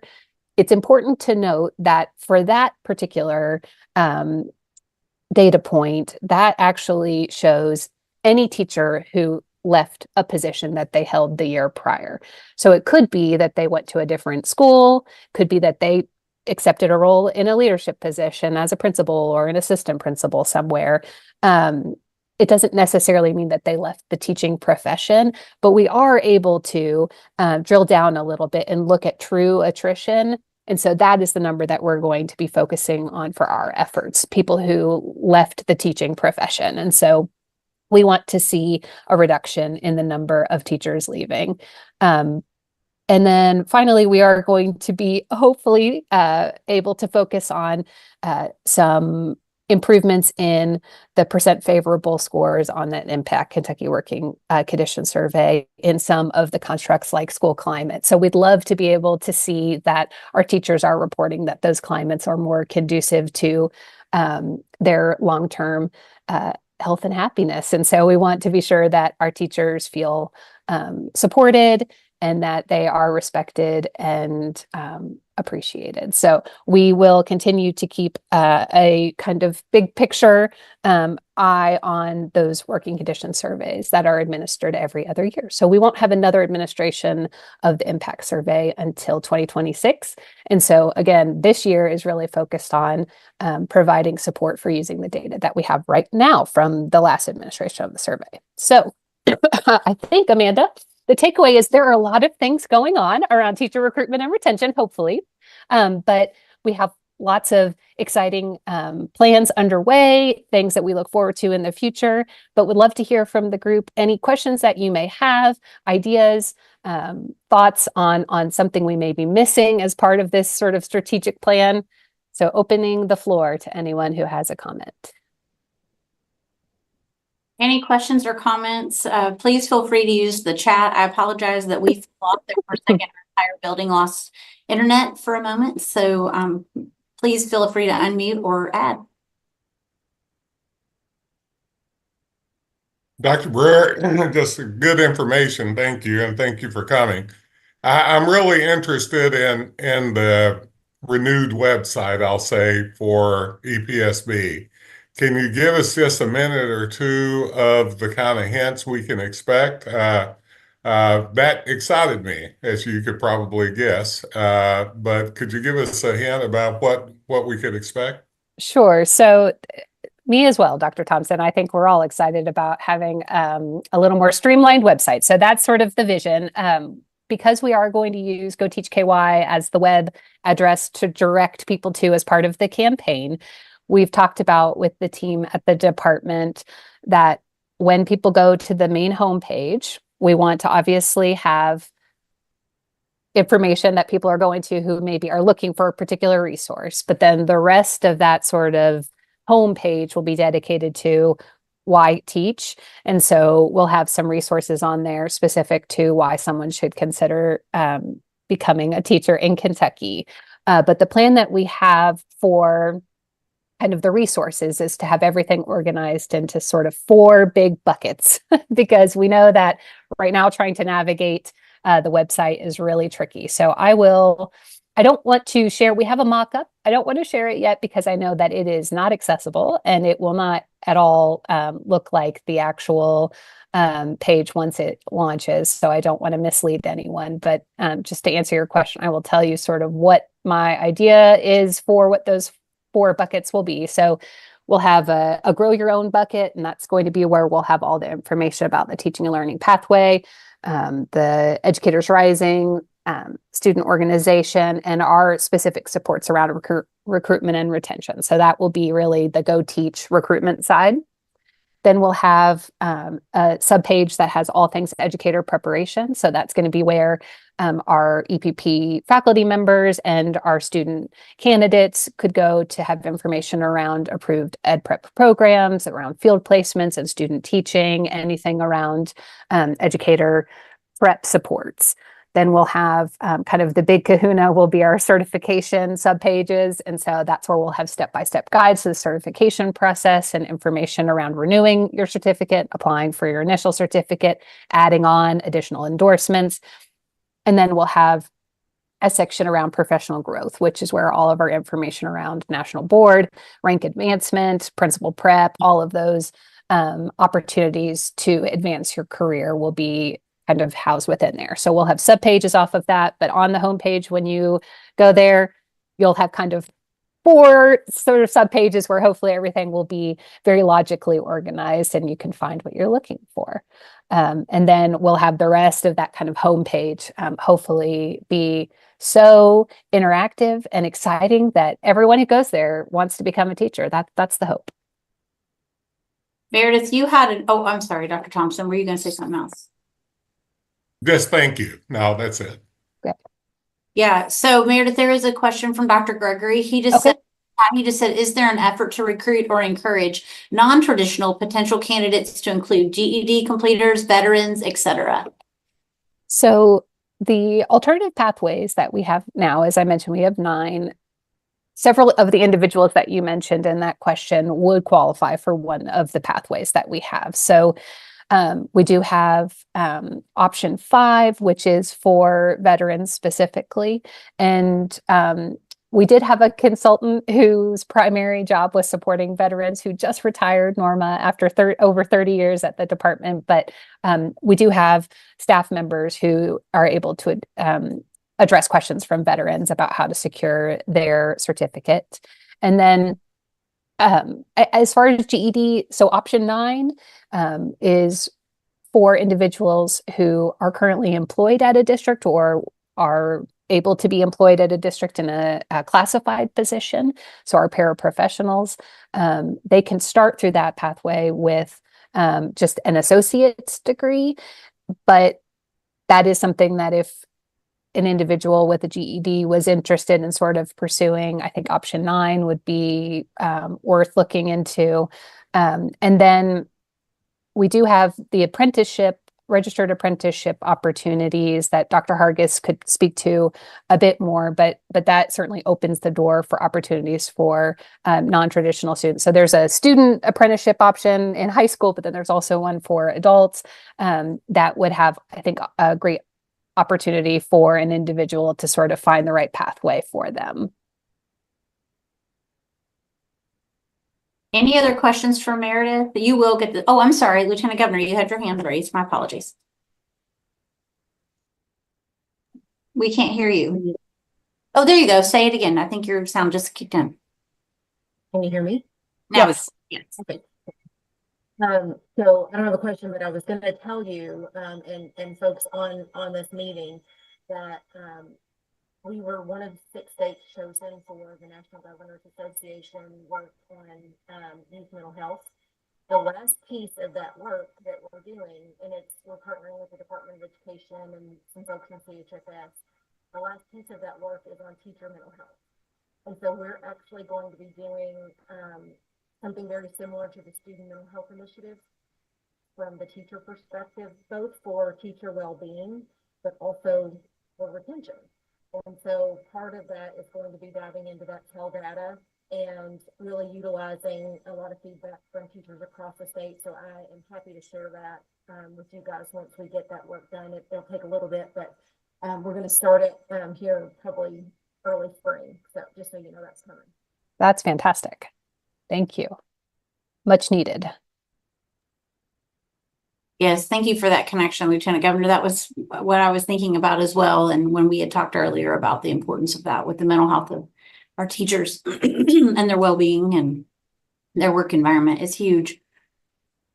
We will share these slides, and Meredith, I'm sure there are going to be more questions that come along. I know we've done whole group today, guys, and normally we break out for a little more discussion time, but there are new things we needed to get in front of you to help us prioritize. The last thing we're going to wrap up with is futurity. And we just want to give you a really brief update on where we are. We sent out the save the date for February 4th in the Capitol Rotunda. I hope that you're able to come. It's at 10 o'clock. We will not probably keep you a whole hour. It will be direct and succinct, but we definitely love to see you there and have just been really excited about this progress. So Jessica, I'm going to let you share. Yeah. And so basically, we're just going to briefly go through accelerating educational attainment and workforce participation rates with futurity. And that's where we want to get to is the full scope. So you can go on to the next slide. Thank you, Amanda. Well, we are really excited about futurity this week because we are getting ever so much closer to our formal launch, which Amanda mentioned is on February 4th. But this week we actually moved from our test site where we have been since we have been creating the site over to futurity.org. Our new data set has been implemented. So we have very inclusive data that includes about 700 careers. It includes all Kentucky colleges and universities, including private colleges. We have integrated all of the students' right to know data that is already in KYSAT's student right to know report. So there's lots of information about cost of college. There's great integration with finding out what majors and what pathways are offered by which schools in the state. And we are tweaking the final pages of the site and getting ready for that launch. We are hoping to have some posters ready for distribution at that event. So those posters will be on the walls of schools and government buildings all over the state, hopefully in the next few months, and really get people excited about the hundreds and hundreds of great job opportunities and career pathways that Kentucky has to offer. One of the things I wanted to update you on that wasn't in the presentation last time is I did some work with the Kentucky Workforce Innovation Board and their new 5 high demand industry sectors. And we have added a whole section on the website that deals with those new 5 high demand jobs. So as Meredith was talking about Go Teach, I think one really cool thing we could do is integrate some of the Go Teach content and web pages and links to some of that really innovative work that's going on at KDE into this Futurity site. So really excited to kind of talk to Meredith and her team about how we can move that forward, even if it's just adding a few links to Futurity before the site launch, I mean. So if you go to the QR code that's up on the screen here or just futurity.org, you can kind of look around and see what we have going on before launch. But I wanted to take just a couple of minutes. I know we're running out of time here. But I did want to kind of touch on the importance of our marketing strategies for Futurity, because ultimately we want to reach probably a little more than 1 million Kentuckians with this tool that can be beneficial for everybody, whether it is an adult who might be unhappy in their career and wants to go back to school and try something new, all the way down to middle schoolers. So we really want to kind of work on our marketing strategies in 2 different ways. One is reaching Kentuckians through public services such as high schools, career centers, our adult education offices, and KIA. But we also know that there are, hundreds of thousands of Kentuckians who are not touching those services right now. So we will be trying to engage those folks through some digital marketing campaigns.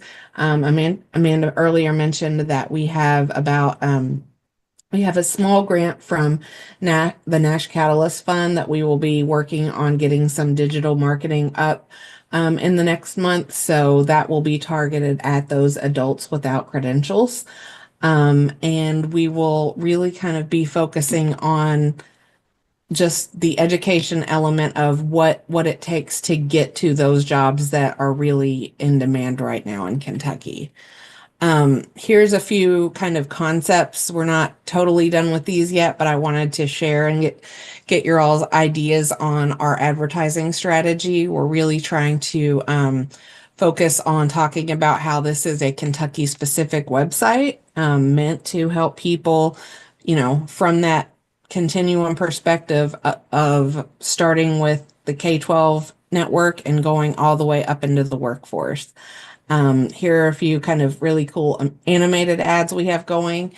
And then on the next slide, we have just kind of some digital media concepts. So like, imagine if you are on a website like the Herald Leader, for example. You might see an ad that is really targeted to you, like the last thing you talked about, with a friend, for example. Everybody has come across this with, social media lately, but if somebody has talked about possibly looking for a new job or going back to school, they might be targeted with some ads like this. So, we are hoping to kind of get that strategy rolling within the next month or so. But hopefully these kind of messages will resonate with people and make them want to click on and engage with Futurity. Here's a few social media concepts. This one really kind of highlights the high demand careers for the education sector. We are planning to target both Instagram and LinkedIn for where we will do the majority of our social media content. But this is just kind of an idea to give you some insight into how we might be kind of trying to draw people into Futurity from the social media channels. And then finally, I will turn that back over to Amanda to talk a little bit about our launch date. But here's the information if you haven't already seen it in your email. And with that, I will pause and ask if you have any questions or comments on this exciting new website. And I will let you guys ask the questions since we're down to about 5 minutes, if there's any suggestions or questions that come to mind immediately. I got something to say always, but 2 points. I can't see if Representative Tipton is still on it. I mean, this is a huge holistic game changer. I mean, from students to our P12 campuses as well as higher ed, really getting students where they need to go all the way through to the place we want them, right? And we get all kinds of information from student rights to know which Kentucky was leading in that area. So this is huge. And I know we want marketing, so yes, we'll make sure we figure out how to do that. But I think this is big enough for us to get in front of as many people as we possibly can. And I know, Amanda, it's going to take money for us to make this work. But still, when you think about technology, when you think about the Gen Zs and John, even when you think about adult learners, this is giving you so much information in one space that we're going to have to figure out how we get it in front of people. I may seek out my friends at KET, see if we can't even do a little show on this, because Kentucky, we have something that, once again, we're leading in, and I hope we're able to do something huge with it. Absolutely. And this is just the beginning. We do have a budget that we've built out, but we don't want to rush that part. Yes, I agree with you, and we welcome, and I will do follow up on giving you a chance to dig into it, and then asking some good critical questions or specific audiences to reach. We're really trying to be intentional. That's why we've interviewed or done focus groups with over 1,000 people. We have interviewed adults and military and high school and middle school and CTE specific students. And I mean, you name it, we have asked anybody for their perspective, perception, and value on this. So really that. Yes. I would just give a quick thank you to Eddie Campbell and Dr. Flynn for allowing us to come and get that feedback from both teachers and from superintendents. Like, that has really been, I think, one of the key pieces to this project is that public feedback. And we really appreciate the time and effort that KEA and the Kentucky Association of Superintendents gave to us to help make this the best it could possibly be. Absolutely. And Sherilyn, we're coming towards you. For Greg, we've met. We are on the docket for KWIB, the Kentucky Association of School Counselors. And so we're coming to Beth Hargis's office meeting to make sure that her folks know. And so we're just really trying to get in front of people. We got in front of all the Gear Up people yesterday and the field staff. So you name it, we have knocked on the doors, and we are so grateful for those of you who have invited us in to share. I'm going to wrap up today because we do have 2 minutes. The follow-up to this will be a specific feedback survey. It won't be long, but to really lead us in next steps. Right now is the session. I know a lot of you guys are going to be busy, but we do have work to do, as Tipton said, Representative Tipton said, and Dr. Thompson. We have a lot to celebrate and a lot to do. So we will be in contact. I'll make sure you get this PowerPoint, you get the information shared by Meredith and Jessica and Matt, what we're able to share, and then the follow-up of the overview of the continuum, and then some pointed questions about movement towards our next steps and our actions. I think there's a lot of leeway to actuate a lot of these things. Dr. Thompson, do you have any last minute words? Only that I appreciate, Jessica, Amanda, everybody put the work into this, Robin, and all the folks who did it. I guess I want to leave with where I started off, if you wouldn't mind. Amanda, we've got a lot of powerful people here. Powerful, I mean those that care about citizens of Kentucky and these students. And I would say, Eddie and all of you guys, let's take advantage of that spot. This is what we do. We occupy a space with a title, not a doubt in my mind, and we're proud of those titles. But the title we need to have the most is how can we actually effectuate really the outcomes that we want for all of our citizens, doesn't matter if they're from Clay County or inner city Louisville. So I guess I want to thank you again. And as we start this 5th season, if you will, just know that I still find this even more powerful than I did the first season. And I hope you all feel the same way, that every time I come to this meeting, and Amanda, you know the pulls I have. I mean, just sitting here, I've gotten like 37 asked. But this to me, I always show up no matter what, right? Unless I can't for some legitimate reason. I guess what I will say is thank you once again for showing up. Lieutenant Governor, thank you. Representative Tipton, all of you folks who I know you're being pulled in a million directions, just thank you. And look forward to this year. Thank you, everyone. Have a great afternoon, and I will not consume any more of your time. We'll see you in April, and we'll be in touch soon.